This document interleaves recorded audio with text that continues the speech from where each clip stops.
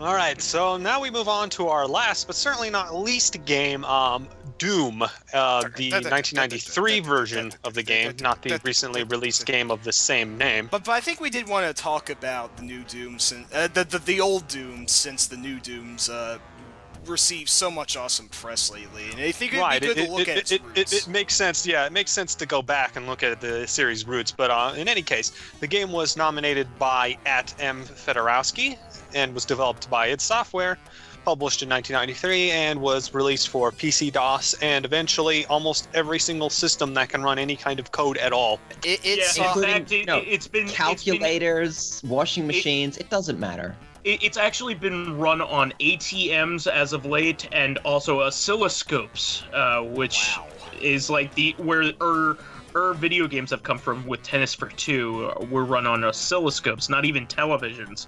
So, I think I saw an oscilloscope version of Quake, which looked absolutely gorgeous. That one was wild looking. Very cool looking stuff. Yeah. I think someone got it to run on a toaster, or they figured out how to turn a toaster into a controller, and then naturally played Doom with the toaster. Yeah, and even Java phones had a version of Doom on them. You know, even flip phones could even play like some version of Doom. I mean, people have backported it to like the ZX Spectrum because why not? Just Doom. Yeah. So Doom. Let's start with, is there a more ubiquitous game than Doom, other than, because I don't even think Mario counts, because Mario is a character with a bunch of games. Okay. Doom is Doom. Wait. That's part of our gonna be our argument here, because like if you don't know what Doom is, and you're listening to this podcast, so who the hell are you? But like, it's the spiritual successor to Wolfenstein 3D, which is basically the first-person shooter. If we have to pick one, we're gonna call it that. Even though it's not the first-person game, it's not the first game that has shooting and first-person. Yeah, it's not like, in all technical ways, it's not first-person shooter, but it is. Yeah, it is the first game that is part of the genre of first. It's very Yes. So Doom is very much kind of like Super Mario Brothers, the original, kind of like it defines a genre that had ill-fitting definitions and not a very good game to represent it. Like, maybe the only other thing you could pick with Mario before it is Pitfall, Super Mario Brothers. You could pick Pitfall as a platform, and maybe Donkey Kong, those games. But what Super Mario Brothers is, it was the first of its game type to have scrolling and play the way it is, and have mechanics based that define an entire type of game, right? So Doom is very much like that, in that Wolfenstein definitely precedes it, but it is much simpler in a lot of ways. Its design is much more complicated in terms of visuals, in terms of theme, in terms of having music, in terms of level design, in terms of how things are laid out in the level. Sound, lighting, just about every single feature you can think of has been expanded upon, and then some. So, in layout is loadout is basically what defined first-person shooters here on out. Having a shotgun is essential in a first-person shooter. You're not going to have a game that doesn't have a shotgun-like device. Shotgun is basically invented by in video games is invented by Doom. Doom and Wolfenstein are kind of like an evolution of Berserk and Robotron, in that they're all about killing enemies within an arena and eliminating enemies within an arena. However, it is done in a 3D-like space. I might add that it is not technically 3D. It's made to look like it's 3D. And you perceive it as 3D, but it's actually a 2D space. It's a 2D space, but it's not... in terms of to the end player, it doesn't make a huge difference. They do a good job of dressing it up so that you feel like you're in a real space, which I think is what I want to say is Doom as a game takes place in a sort of almost real space, which makes a huge difference over something like Robotron, like Berserk, which don't feel like real spaces. I mean, they put walls and stuff in them, but they never felt like they were like a location. They just kind of like a void that you run around in. Doom And Wolfenstein before it did it as well, but Doom definitely feels like an actual location. We haven't technically said what Doom is as a game, and we should at least say, you know, like what it is. Like you run around, you shoot things. Right. It's what's known nowadays as a first-person shooter. The camera set inside of the player character's eyes. You see your gun out in front of you, and you shoot enemies with it. You engage them by shooting them. And in both Doom and Wolfenstein's case, you find an ever-improving arsenal of new weapons. In Doom, you start off with just your bare fist and your pistol, and eventually you work up to a weapon known as the BFG 9000, which basically disintegrates pretty much every single low-level enemy in the game. I think only bosses can stand up to it. Big effing gun. Outside of that, it's hard to summarize what Doom is. I can say this: Doom was such a phenomenon that it actually defined the genre name for the longest time. Well, for a while, FPS games were known as Doom clones. If you were making an FPS game and publishing it to the market, you were competing against Doom. There's very few genres that are like that. Roguelikes come to mind, and eventually there was another term used for, Doom clones. It became FPS, I believe, after Quake. I think they had Quake clones for a teeny while, and then it's like, we need a better term than that. Demon Souls and Dark Souls is like that as well. They pretty much invent a new genre. Yeah, that's the closest new example that I can think of. It is a game that defined and solidified a genre. And people don't call them Wolfenstein 3D likes. They just don't, and there's a good reason for that. Right. It's Doom's pacing is so much quicker, and it's also in a much more realistic type of space. Wolfenstein 3D is very much kind of grid-based. Everything is in squares, whereas Doom is much more analog. If I have to say something, the term that was thrown around, I believe, by John Carmack was non-orthogonal. That means the walls can be at any angle. In Wolfenstein, it's a grid. You get blocks. But in Doom, if you can draw, you can make a level in that game. And that's how a lot of the early levels were. People would draw shapes, and then they would connect the shapes together and create these spaces. And that's what defines Doom, is sort of rooms, the contrast between them, light and dark, tall, short, that sort of thing, and what goes on in those spaces. And that's what gives it this sort of realistic feel. And that's not the only thing too. The game has sort of a light physics system to it. Yes. There's some serious exploits with it because of how it was programmed. It was programmed to be very, very fast. Yes, you have momentum in the game, and you even sort of have, I wouldn't call it jumping, maybe Zelda-style jumping. There are cases where you have to run off a ledge and quickly, hit the next one right below in order to progress. Like there's actually some jumping puzzles in the game, which is I think this is the very first-person shooter to do that, unless you want to count Ultima Underworld, but I don't know if that had jumping in it. In any case, it's a 3D space, and it was a 3D space before that was very common in games. Keep in mind, Doom came out in '93. This was before, the PlayStation, the N64, before polygonal games in general. But it had that sort of full 3D feel and look to it. It had sort of I don't know, I guess an atmosphere. I just got to confirm it is late '93, just so we don't get too overboard here. Technically late '93. It came out close to Christmas '93, so it's '93, '94. I think it was going to be released earlier, despite all the hype that John Romero built up for it. But well, I forget when the shareware hit. I forget if it hit the same time as the full release or not. And I should note, this game is very interesting because it's sort of a very early example of an indie game that would launch a company, turn them into a AAA sort of company. It was basically the prototype indie company. Like, you have all sorts of developers nowadays on Steam, but they were the first very prolific developer that didn't have, major company backing behind them. They were kind of an offshoot of Apogee, which was a big DOS developer. Softisk, yeah, Apogee, they came from those sort of Softisk, companies. yeah. And the guys, it was at some point just like 5 or 6 man team, I believe. Of course, the two Johns, Romero and Carmack, were leading them, and they did attempt to levy for a partnership with Sierra at some point, But I think Ken Williams was a bit of a dick to them, and then they just decided, Romero chiefly decided, no, fuck that, we're doing this on our own. We're going out on a limb, and we're going to make great games and distribute them how we want. And the gamble paid off, certainly for Wolfenstein, which built up enough goodwill to, build up enough hype for Doom, and then that just... It just flipped the world on its head. It's crazy. It's absolutely insane because the game was designed by like a small team of maybe 10 people.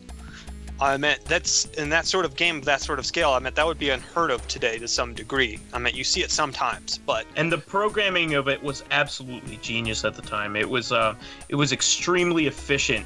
That's why it runs on everything these days. That's why you can run it on an ATM. You can run it on an SL. It's not only efficient. Like it could run. I think you could maybe get it onto a 386, which was a lower end PC at the time. I believe you could get it onto a 386. It was built to run on everything because they wanted to sell it. They wanted to sell it to everyone. And it looked better than anything else as well. It just ran like a dream because of... It's a 2D game that fakes you into believing that it's 3D, which is insane. If you played it, you wouldn't even notice it.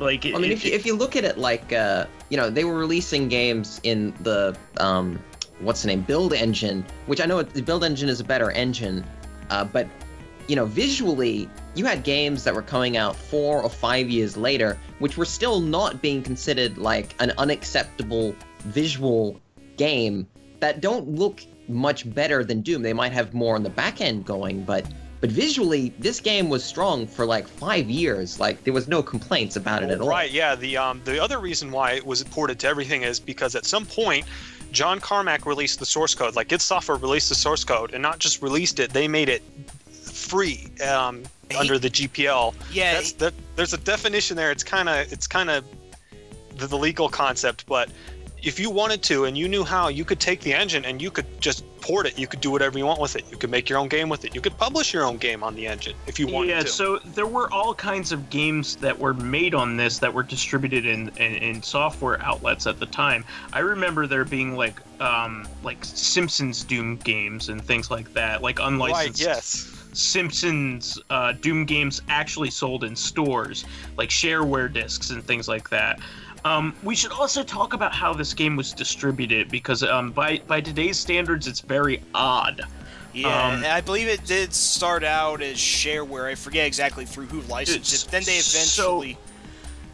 they eventually got a contract with GT Interactive to distribute it on CD, which was starting to sort of overtake a floppy disk distribution by then. So I'll explain it. I'll explain how it was originally distributed.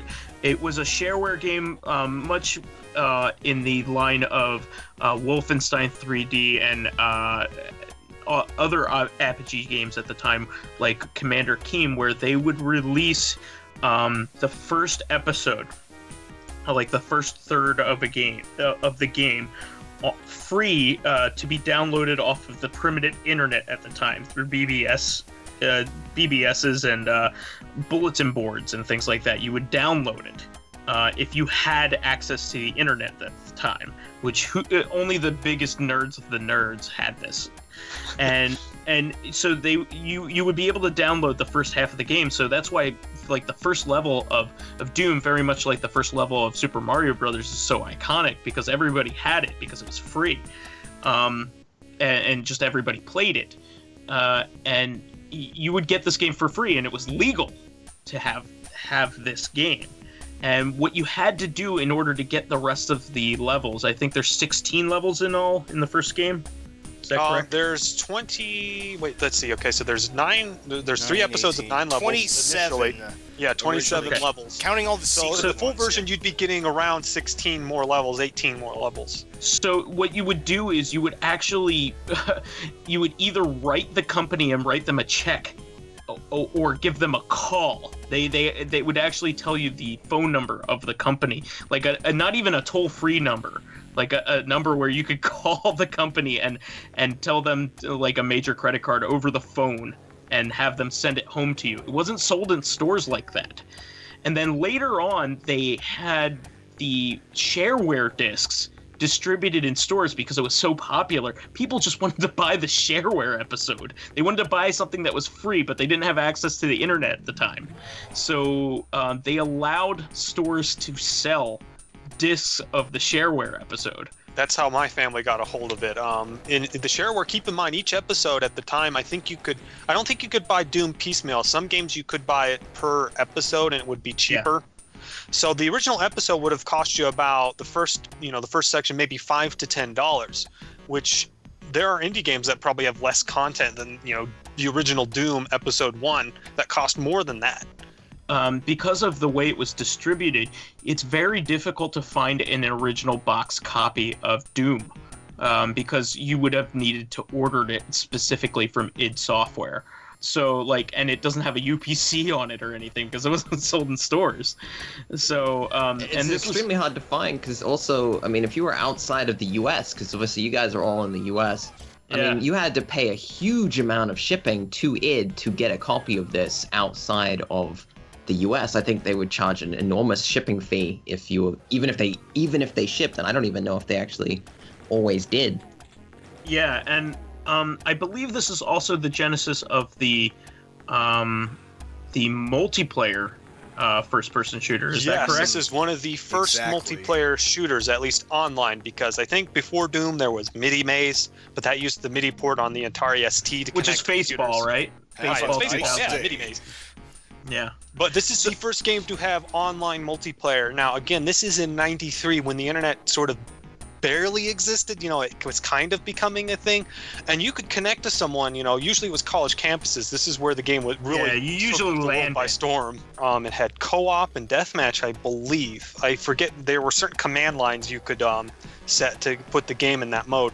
But another feature that's very interesting is that you can actually record yourself playing the game. They're called demos. You know how most games at the time would have a quick demo that would show you the game being played right before you played it.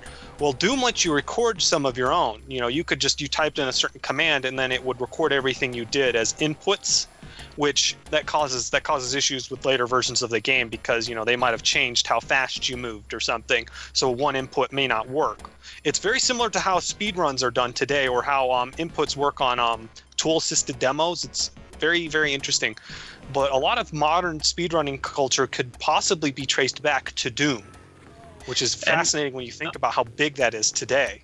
I also have to say that because and going in accordance with that, it is a game from the very beginning that was encouraged you and made it easy for you to make your own levels with it.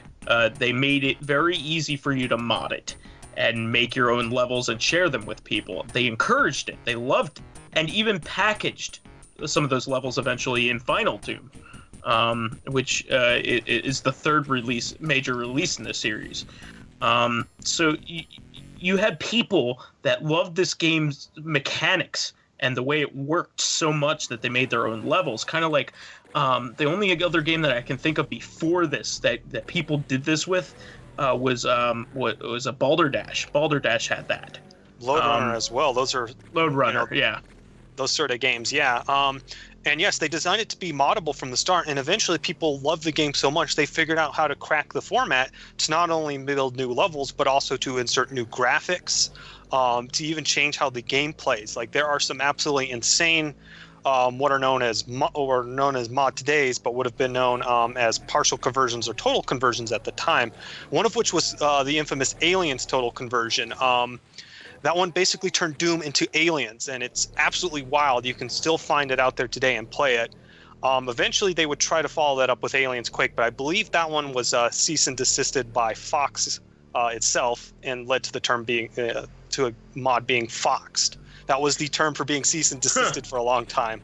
Wow. I thought the original Aliens Doom was also I can't eventually remember if it was taken down, at least officially. I think officially. it might have been, yes. It was hard for a while to find the absolute original version because that mod itself was so popular, it spawned submods. Other people were making mods of a mod for this game. It's absolutely crazy the dedication people had to it. the guts of this game were so awesome and so popular that it spawned a bunch of other classic games in its wake that used its engine. You have Doom, and then like its iterations, like Ultimate Doom with all the different episodes, and then you have like Doom 2, Final Doom, Heretic, Hexen, Strife, which is a proto game to like Deus Ex, and then you have Chex Quest. Right, Chex Quest. You had a cereal company that wanted to sell more boxes of cereal, so much so that they took the most popular PC game ever made and made their own kid-friendly version of it and released it in their boxes of cereal. And it's an official Doom engine game. It's licensed. And people still mod this game so much today to make it more fun, like Brutal Doom, just like playing around with the mechanics and stuff like that. It's such a cool thing that's happened with this game. And the thing about it too is that those mods that are still being made for Doom, Brutal Doom supposedly influenced some of modern Doom's design, Doom 2016, like some of the quick melee kills. Yeah, it's very much a descendant of it. On top of the mechanics and level design and guts of this game, I have to mention how influential the style of the game. It's a very much a hard rock game that is inspired a lot. Like, it's a descendant of Rodney James Dio kind of shit from the from the 70s and early 80s. You know, this is like some heavy metal kind of stuff right here. You know, like fighting demons and being the lone man against a horde of demons on Phobos, you know, like, and fighting them with a chainsaw, and God knows why you have a chainsaw on one of Mars's moons, you know, with no trees around. I would like to apologize for getting a little bit quiet earlier, but I was poring over a PDF file of David Kushner's book Masters of Doom, which is essential reading if you're as much of a geek for this game as I am, because it's all about it. It's about the two Johns and the people that they've met and recruited into the company, and like their personalities and how much of it like shaped the Doom world. I mean, well, it does have to be said that Doom's artistic direction is primarily the work of Adrian Carmack and Kevin Cloud. Adrian is like, he was a pretty dark and kind of troubled guy who had a lot of grisly ideas, who, like... Well, he worked in a morgue or something, and he was like 17, working in a morgue. Mortuary something. He was a morbid kid, to say the least, but, you know, that influence really went into Doom's design, with all the bodies, like, gutted and strewn about everywhere, and all the heads on pikes and what have you. And, I just love how it starts out so technological in the first episode, and then gradually later on you see, you know, more and more disturbing and alien architectures. I mean, of course, you know, the first level takes place on the moon of Phobos, then the second level takes place on Deimos, which is floating above Hell, and then the third episode is Hell itself. And you descend from Deimos down into Hell on like a rope or something. PCs at the time were a little actually behind consoles in a few ways, in that it was very hard to make them do scrolling correctly, whereas the NES could do that. Yes. They actually had to program games really weirdly for DOS in order to make them scroll. And one of the very few games to actually have scrolling was like, you know, made by these guys. It was made by, it was Commander Keen.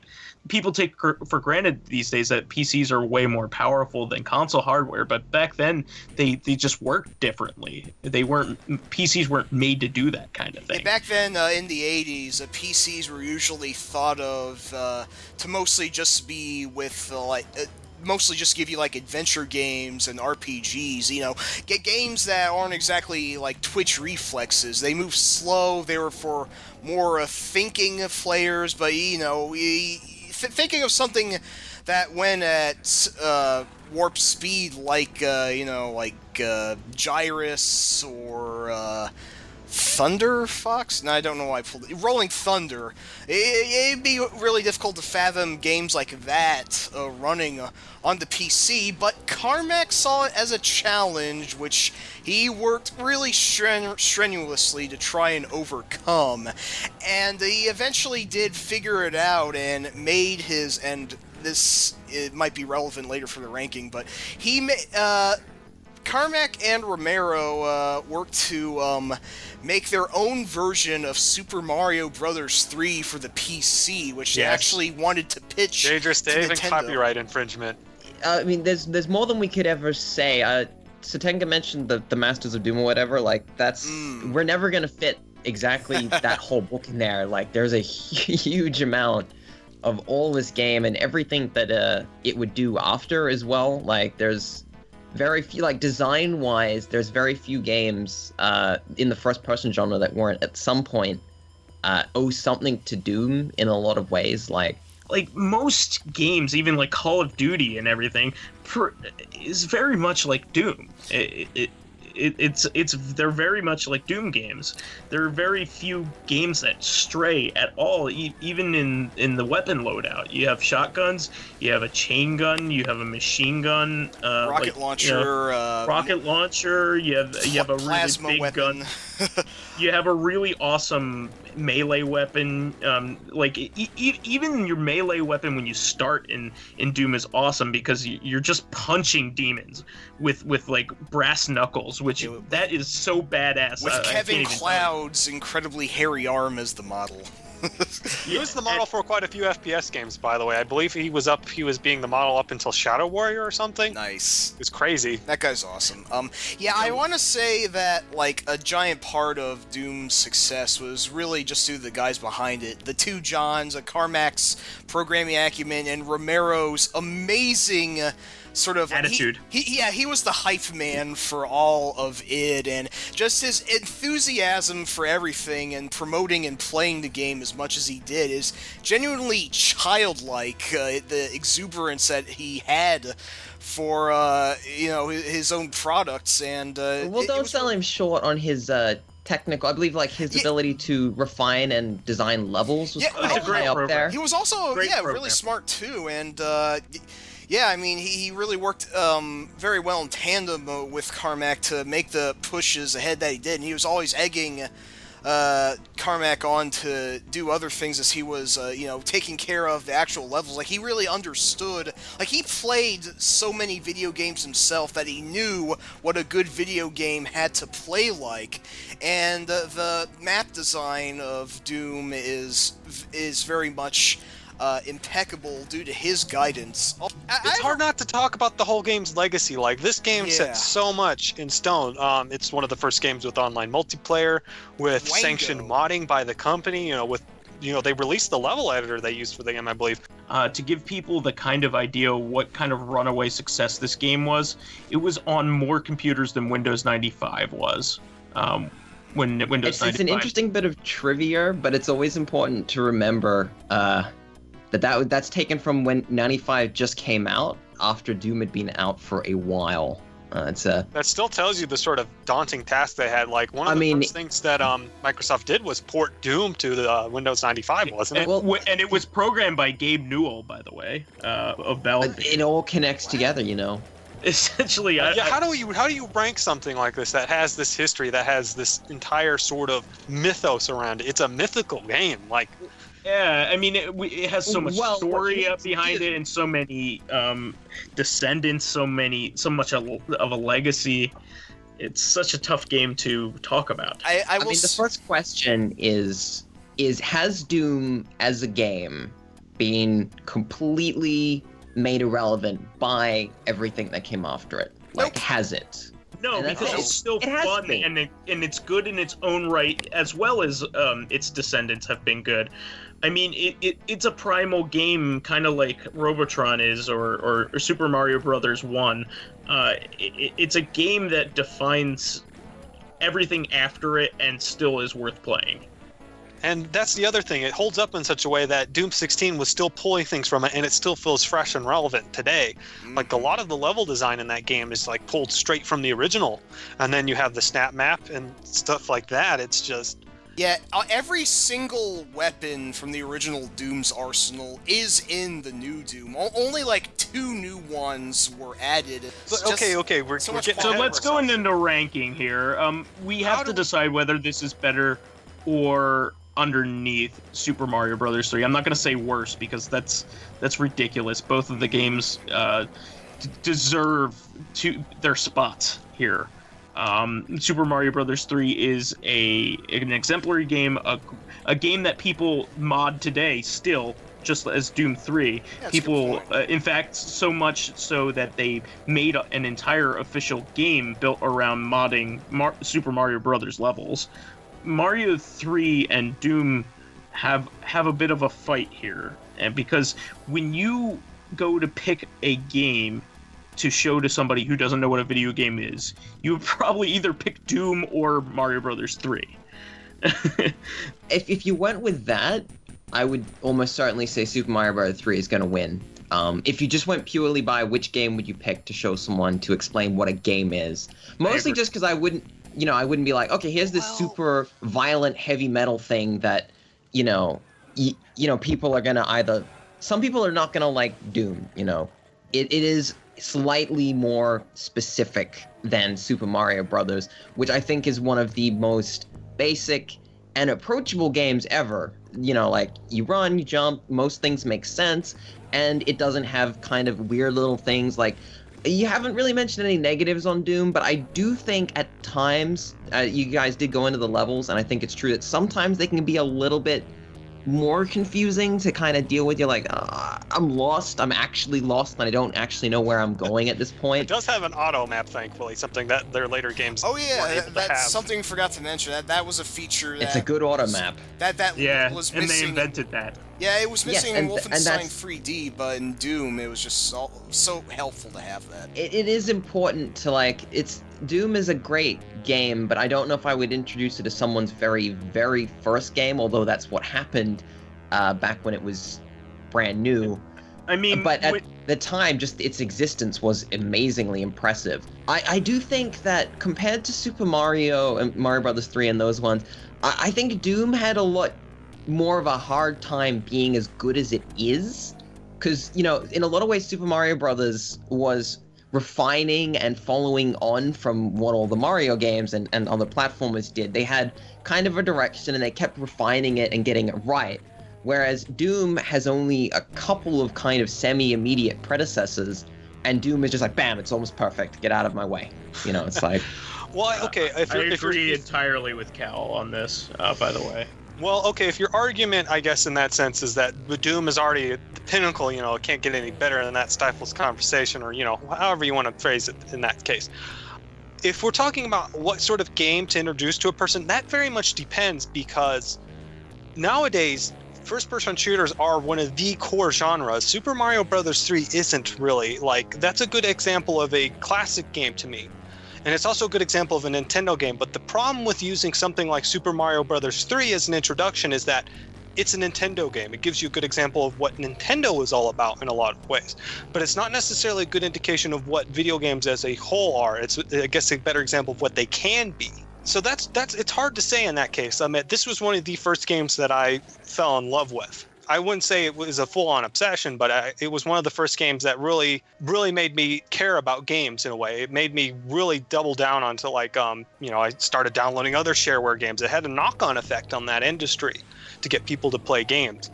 Whereas Super Mario Brothers 3, that game is a phenomenon. I mean, it had an entire movie about how great it was, and no one really watched it for. It had a movie about watching a bit of the game, that's right. But it was all dedicated to how mythical that game was, and it's kind of funny to me in that respect.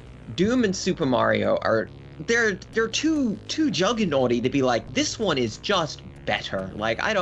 I'm not so sure, because here's the thing about Super Mario Brothers 3 that a lot of people forget is that it was almost immediately superseded by Super Mario World, and I don't necessarily think Super Mario World's a better game, but when people think of Mario, well, a lot more people think of World, it seems like. No, that's a huge debate still even to this day whether 3 or World is better, and right, so you already I have think that it's problem. still 50-50. I still think it's 50-50, and I don't think you could say one is better than the other, to be honest.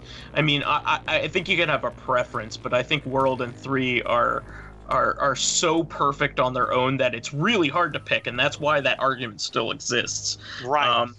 There's one other aspect to consider, that I actually consider with Doom 3 that would put it a little bit above Super Mario Brothers 3 to me, and it's that it's almost on the cusp of being something like Mario 64 or Quake, and the fact that it has that pseudo 3D environment and how much that opened up and changed games. From that point on, I think there was an emphasis on 3D in games. Like, I wouldn't be okay. When did Star Fox come out? Was that the same year as Doom? Or was that slightly after? That would have to be probably 93. Let me double check that. So that probably didn't have an influence on it, because again, Doom for the SNES was Super FX. Yeah, Star Fox should have been 93. It was, yeah. And I guess roughly, yeah. So that was right around the cusp of that sort of thing. Those two games, arguably, were kind of the start of that. But that's the thing to me about Doom, is that Doom is so ubiquitous. You can put it on a toaster. You can't quite do that with Super Mario Brothers 3. It's not the game you're porting; it's the system. And the other thing about Super Mario Brothers 3 is it's sort of an iterative game. It's sort of building on its predecessors, and it builds to a crescendo, whereas Doom is like, even when you consider its predecessors, it's like you said, it's the Super Mario Brothers of first-person shooter games. I would say that that's the same argument. I would say that Mario Brothers 3 and Mario World do that to Super Mario Brothers 1. I would say that it's in the same wheelhouse. Well, I mean, what I'm hearing here, and I think it's a reasonable assessment, is if we put Doom at the top, if we just go, okay, Doom goes to the top, we're going to revisit an argument like this, at the very least, when we hit Super Mario World, when someone decides to... I don't know Mario if World, or actually probably Mario 64, thinking on maybe it. That's probably the next game. Yeah. At least one of these games is definitely... Doom is in a tentative top position, because we know that there is a couple of games that are in these franchises, against each other here, where we know that it's probably going to be another close fight. If I want to play a game, if I'm sitting down and I'm like, okay, I'm going to go and play one of my favorite games of all time, I'm going to sit down and probably play Super Mario Brothers 3, and my mom would play Mario Brothers 3 with me, and she wouldn't play anything else. She wouldn't play Doom with me. Anybody can play Super Mario Brothers 3. Anyone. And not everyone can play Doom. It's more complicated because of the extra dimension. And it's not as ubiquitous. I don't know. I don't know if the accessibility argument... Yeah, I mean, we have to decide whether accessibility means that it can't... is the best layman's game the top of the list? Or are we going to go with... Obviously, we pushed Ikaruga down for not being super 100% accessible. I know that. There is a degree of accessibility, and I do think that Doom is in a comfortable position where it is accessible enough, if you can get your head... Because obviously Doom doesn't use two-hand control. It is, from a time before you had, mouse-based shooting. Keyboard. You would have been using a keyboard or a gamepad. I actually played Doom on a gamepad for a while, PC gamepad. Because it was you a could game set up the controls where you moved around and you actually would hold a button to strafe. And I do also think, because as you said, that Doom doesn't make you aim up and down. It automatically hits things. But I think, that does make it more accessible. You don't have to do particularly precise aiming in Doom. It is very much 2D. It is about just looking and then sweeping side to side. There's not there's not too much to extra grappling around on. So I think it does. Is it going to come down to whether we think accessibility is more important than that's being slightly better? That's all we have in terms of doing a knock against either of these games, right? This is what we have to do. We're comparing two of the best champagnes that you could drink, right? And so you have to come up with something that makes it better than something else. Right, you know what I mean? I can't do it any other way. I understand the argument in that sense. I think we might have to settle this with a coin flip. I hate to say. Guys, I anticipated this and I actually brought a quarter from my own jar of my own change jar, as it were. It better not be a weighted quarter. It is an even quarter, right? Yeah, and wait, this is is. not on camera, so you can really say whatever you want. I mean, really. Well, I mean- if I were to be the arbiter of this, I would automatically pick Doom. So I don't know if there's a better way to do this without Yeah, that's the making it thing, seem like- rigged. Look, I'm We settled willing to this with the trust coin you flip because before. I mean the integrity of this is very important. And I'm not willing going to screw around with a giant decision like this. I have know. to play Go it ahead. straight. Okay, Go well, ahead, who's gonna? Satenga. Let's see. Satenga wants to put Doom on top, so someone else has to call the side. Who wants? I think I had to call. I think he'll be fair. Come on. Oh no, someone has to call the side when he flips it. You know, that's the rules of a coin toss. All right, so you No, and that- I are on the side of Mario Brothers 3, right? Is that me and Cal, Vice the Bold and Cal I'm are on strongly the in side. favor of a coin toss, so yeah. Okay, and so Satenga and Snarbu are in the favor of Doom. Okay, Cal, why don't you call it? And I am the Satenga- furthest away, so Satenga, when you're ready, I will call heads or tails. All right, so do I just say like now as it's in the air, or? Just tell me when you flip it, and I will say heads or tails. All right, I'll be calling it in that case. In fact, I'll count down to this. 5, All right, here we go. 4, 3, 2, 1, go! Tails. Fuck! I can never get these throws right. But it landed tails on the floor. Ooh, that's it. So That's so it. Does that tails. As it count lays. though? As it Yeah, lays. no, it counts as long as it spun in the air, which I assume it did. So wait, tails is face up or face down? So what are we looking at here? So Mario Brothers wins, right? Well, wait. What was Cal? You were in favor of Mario Brothers 3, Yes, that would so be you that. called it. I called it So- on tails. So and I was on the Super Mario side. I'm sorry, Snurbu. I think I really botched my flip. I've never Well, been. hey, How did you I am botch a just flip? the It arbiter lands- of the it list lands here. on- I it am the lands. arbiter of the list. I have to go with whatever's decided upon here. So if the coin decided, let the record show It's Doom scientific. is our number 2 game. I could have Are we thrown done it with a the lot game? better, and I feel ashamed at this, to be honest. no, I- So okay. Tanga, this was a scientific endeavor, and science decided. Does it mean Mario's won an extra coin toss? I don't know how many coin tosses this thing has Wait, won. should we have but settled it that way? Should we do it best 2 out of 3 since it's already won a coin toss or something? I don't know. I think I'm we thinking- should, actually. We should Let's flip a not- coin in let's- order to decide whether we flip more coins. Like, I'm willing to say, okay, so we've got 1 tail. I can go 2 out of 3. I think that's fair. It's a very big decision. Let's not I'm leave it on standing 1 my point. ground. Science Here, does decide. can someone else flip the coin, though? Because I think I really botched Yeah, it. hand it to me, Satanga. Hand it to me. Oh, I have a coin. Let me see. Let me see if I have a quarter. okay. Okay, if you have a quarter, and then I Vice will can let call- Vice call it this time. All right, so I'm going to count down, and when I say go, the coin is getting thrown. Okay. All right. 1, 2, 3, go. Heads. It was heads. Oh, All right. well, It's already cannot- won. that's it. That's Science. You know, Well, Well, okay, I was fine with it before, but we'll Mario has do won this 2 again. coin Let the tosses in record a show. row. I'm bringing the gavel down. Let the record show. Doom is our number 2 game.